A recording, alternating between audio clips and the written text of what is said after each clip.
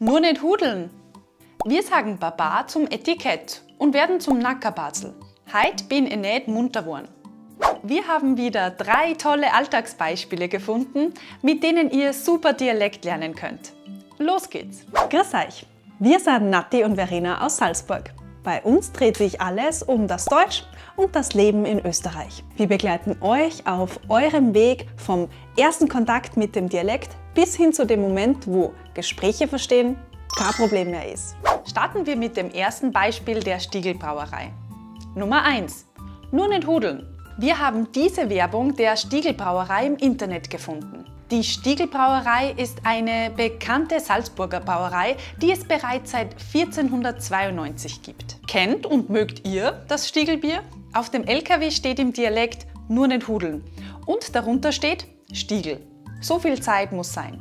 Den zweiten Teil können wir gut verstehen. Aber was heißt der erste Satz? Hinter nicht steckt die Verneinung nicht in unserem Dialekt. Und hudeln ist ein sehr typisches Verb und meint in Österreich meistens hektisch sein, übereilt reagieren oder etwas zu schnell und unaufmerksam machen. Wenn wir also hudeln, dann sind wir normalerweise nervös oder gestresst. Wir sind unkonzentriert und es passieren dann oft auch Fehler. Deshalb ist eine typische Aussage, die wir zu jemandem sagen, der sich so fühlt oder verhält, nur nicht hudeln. Das heißt so viel wie nur keinen Stress, nur keine Eile. Wir wollen damit sagen, immer mit der Ruhe. Und in unserem Beispiel möchte Stiegl also mit der Werbung sagen, dass für ein gutes Bier immer Zeit ist und dass wir uns dafür auch immer Zeit nehmen oder Zeit lassen sollten. Denn für gute Dinge, wie laut der Werbung eben ein Glas Stiegelbier, muss immer genug Zeit sein.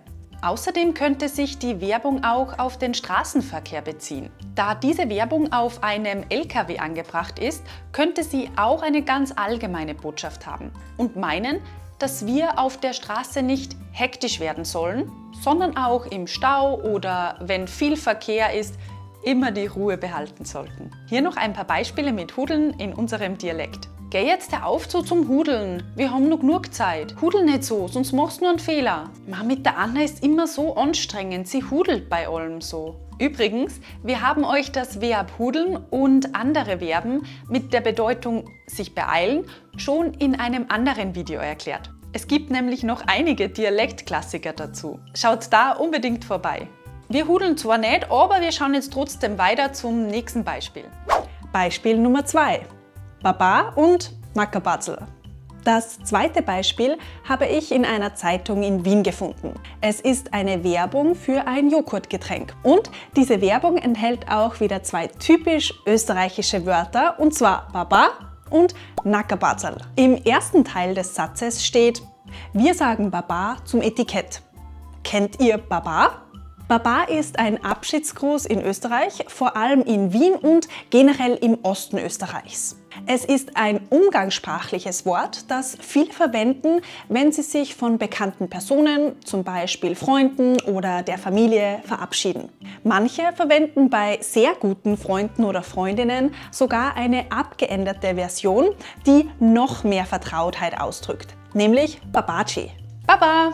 Babaji! Wenn ihr mehr zur Begrüßung und Verabschiedung in Österreich lernen möchtet, schaut euch gleich danach dieses Video dazu an. Da lernt ihr nicht nur die Basics rund ums Begrüßen und Verabschieden in Österreich, sondern auch sehr typische Redewendungen. Im zweiten Teil in der Werbung steht dann noch: und werden zum Nackerbazel.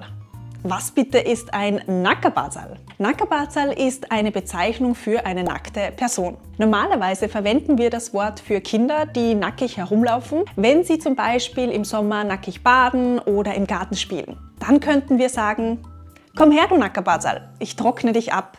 Oder in unserem Dialekt: So ein Nackerbazel he. Vielleicht ist euch die Endung ERL im Wort aufgefallen. Das ist die typische Diminutivendung in Österreich. ERL, also Erl, und andere Verkleinerungsformen haben wir euch auch schon einmal in diesem Video erklärt. Nackerbazel kann aber auch ganz anders verwendet werden und eine Bezeichnung für eine Person sein. Wenn jemand als Nackerbazel in einem bestimmten Bereich bezeichnet wird, dann meint das, dass diese Person in diesem Bereich kein fundiertes Wissen oder keine besondere Erfahrung hat. Zum Beispiel könnte ich sagen, zu technischen Themen brauchst du mich nicht fragen, da bin ich echt ein komplettes Nockerbatzel. Aber zurück zur Werbung. Was heißt jetzt der ganze Spruch, wir sagen Baba zum Etikett und werden zum Nackerbatzel? Es geht hier ums Sparen von Plastik und darum, dass der Hersteller des Produkts, Actimel, seine Verpackung verändert, um Plastik einzusparen. Und wie spart Actimel Plastik ein? Die Firma verabschiedet sich vom Etikett, sagt also Baba zum Etikett, um weniger Plastik zu benötigen. Und ohne Etikett wirkt die Verpackung auf den ersten Blick ein bisschen leer und nackig. Deshalb spielt man hier mit dem Wort Nackerbatzel. Alles klar, danke. Schauen wir weiter. Das letzte Beispiel hat nämlich auch wieder ganz viel Dialekt. Nummer 3. Heut bin ich nicht munter worden. Das Plakat haben wir in einer Wiener U-Bahn-Station gefunden. Es ist eine Werbung für ein Stück im Volkstheater in Wien. Und der Titel des Stücks ist Heut bin ich nicht munter worden. Ihr könnt gleich erkennen, dass hier fast jedes Wort im Dialekt ist. Schauen wir uns alles Schritt für Schritt an, was der Satz bedeutet. Heut steht für heute. Hier wird aus Oi ein Ei. Das gilt zwar nicht für alle Wörter, aber es ist trotzdem sehr typisch in unserem Dialekt. Zum Beispiel passiert das auch bei Leute, das zu Leid wird. Oder bei Freude, das zu Freit wird. Nach Heut steht Binne. Bin ist genau gleich wie im Standarddeutsch. Allerdings seht ihr danach eine Dialektversion des Personalpronomens ich, und zwar e. Wir persönlich würden eigentlich immer i sagen, aber es kann sich in anderen Regionen auch wie ein kurzes anhören, also binne. Danach kommt wieder das nicht, das wir euch im ersten Beispiel von heute schon vorgestellt haben. Es ist also wieder die Negation nicht. Munter wird zwar anders geschrieben, können wir aber gut verstehen. Es ist das Adjektiv munter. Das letzte Wort ist aber wieder relativ schwer zu entziffern. Hinter Wurn versteckt sich geworden oder worden. Wir persönlich würden eher worn mit O sagen, aber auch Wurn mit U ist typisch in vielen Regionen in Österreich, wie zum Beispiel in Wien. Ja, und was heißt jetzt der ganze Satz? Ja, jetzt sudelt nicht so, ich sag's ja eh schon. Der ganze Satz heißt also, heute bin ich nicht munter geworden.